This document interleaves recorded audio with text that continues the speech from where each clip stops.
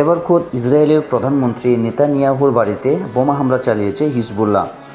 ইসরায়েলের প্রতিরক্ষামন্ত্রী একে সব রেড লাইন অতিক্রম করা হয়েছে বলে মন্তব্য করেছেন। এর উপযুক্ত জবাব দেওয়া হবে বলে হুঁশিয়ারি দিয়েছেন তিনি।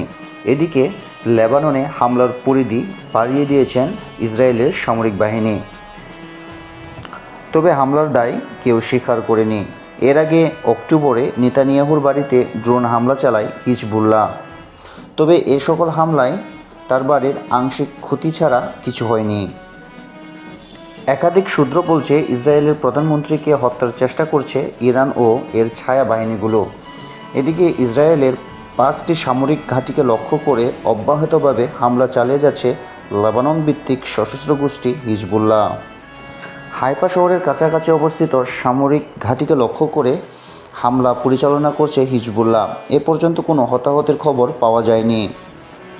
তবে প্রধানমন্ত্রী নেতানিয়াহুকে হামলা করার বিষয়টি ইসরায়েল সহজভাবে নেয়নি, ফলে যুদ্ধর পরিণতি আরও নাজুক আকার ধারণ করতে পারে বলে জানিয়েছে মধ্যপ্রাচ্যভিত্তিক বিশ্লেষকগণ।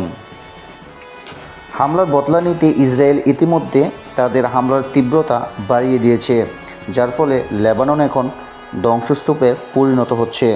তবে হিজবুল্লাহ ইসরায়েলের সামরিক ঘাঁটি লক্ষ্য করে অব্যাহতভাবে হামলা চালিয়ে যাচ্ছে।